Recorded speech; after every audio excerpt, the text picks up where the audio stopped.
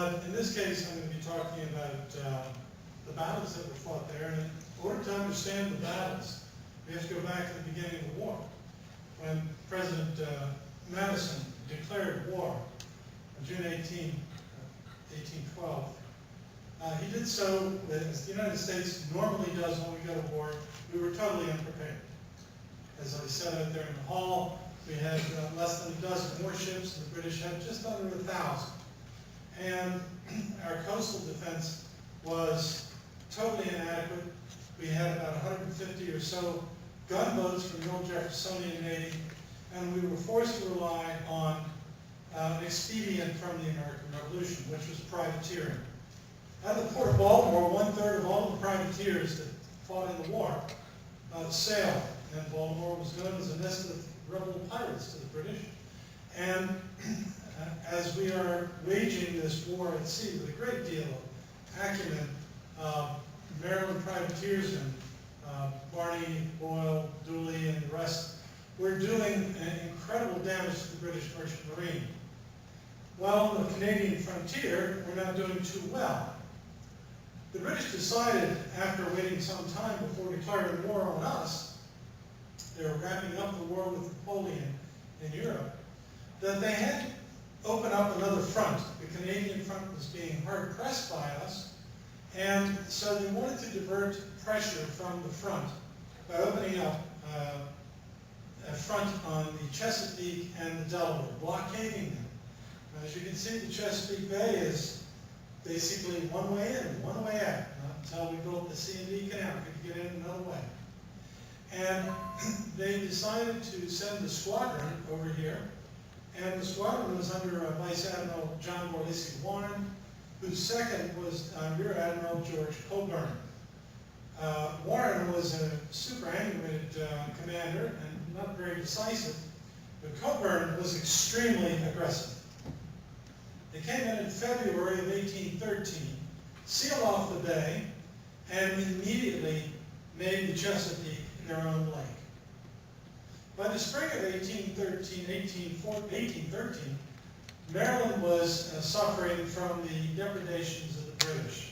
First, it was Virginia, which actually did some commendable obstruction to the British. We had no warships to speak of. We had the Constellation down in Hampton Roads blockaded in Elizabeth. We had several warships building. We had some in Washington, but nothing ready.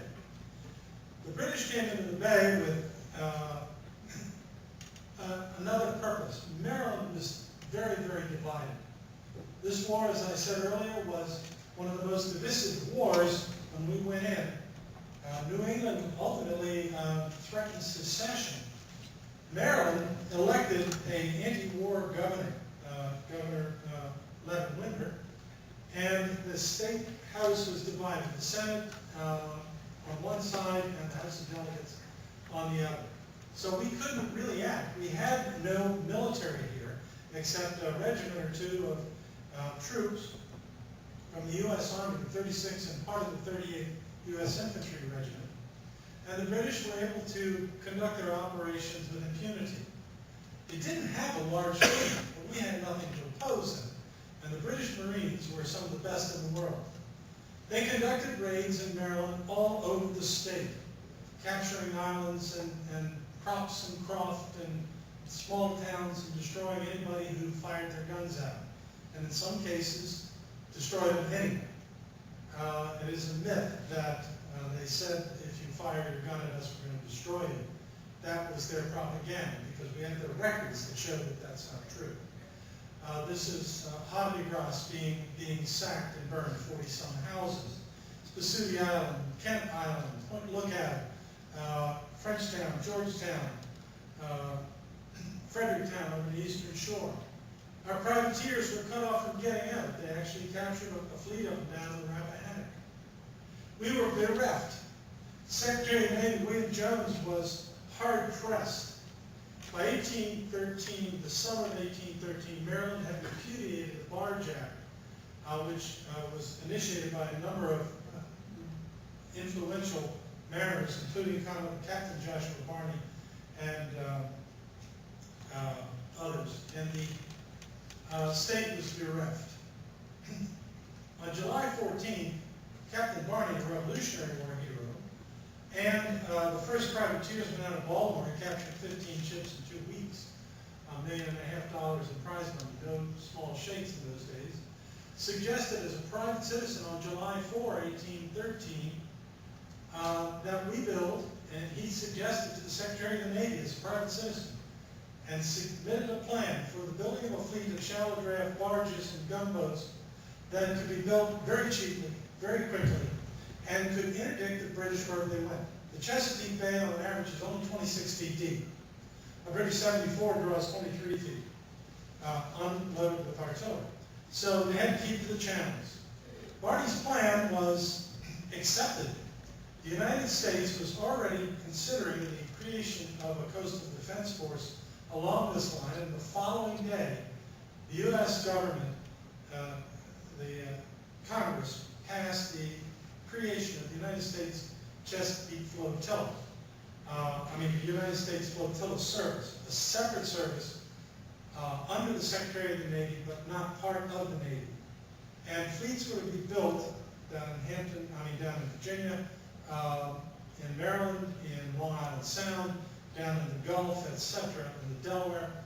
And these, Barney suggested that these be shallow draft vessels that could interdict the British. These only drew 21 inches. By the summer of 1814, things were happening very fast. The British came in with more ships, and they instituted a campaign of freeing slaves and enjoining them to join the British Army, British Marines. On Tangier Island, this is a map of their base that they established as their base in the Chesapeake.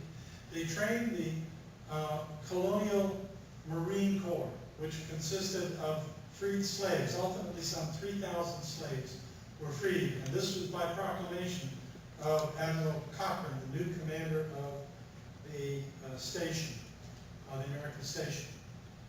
In this time, Barney is in Baltimore building his fleet. A number of the vessels were built at St. Michael's, several come up from Washington. A number of the Baltimore Defense Fleet, which was built by the city of Baltimore, are kind of five-fingered discounted by Barney and brought into the Chesapeake Flotilla. He doesn't finish the fleet. He is forced to sail. And at the end of May 1814, he sails from Baltimore with 17 vessels and a small gaggle of private ships hoping to get out of the bay. He sailed south first to attack the British base in the Chesapeake on Tangier Island, and then to join the fleet that is gathering barges down at Hampton Roads. He doesn't make it. As he is rounding the Cedar Point, he spies a squadron of small ships to the south, which spy him at the same time. This is a British squadron under the command of Captain Robert Barry of HMS Dragon, 74-gun man of war, several smaller vessels, schooners, and a fleet of barges. Off of what is now the Patuxent Naval Air Station, off of St. Jerome's Creek, they engage, and the battle moves back up the bay. We are actually winning the battle against overwhelming forces. The 74-gun ship doesn't make it into the engagement, but we lose the weather gauge. A storm comes up, and these boats are not weather protected.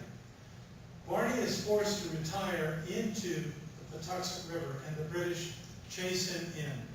For 7 days, he waits at the entrance to the Drum Point as the British bring everything in. At the Battle of Cedar Point, some call it a skirmish, but it was a battle. At the Battle of Cedar Point, the British introduced to Maryland something that is going to be shown later at Fort McHenry, which is the convened rocket. Now that scared a lot of people, but it did not scare the 500 men of the United States Chesapeake Flotilla. Each of these guys, these boats only draw 21 inches, the flotilla vessels, and they're up against big boats and rockets. Barney developed a series of plans which he circulated among his senior officers, which we discovered in his muster list and a misfiled file at the National Archives. And this fleet operated effectively, but he could not take on the Royal Navy frigates that came up to the bay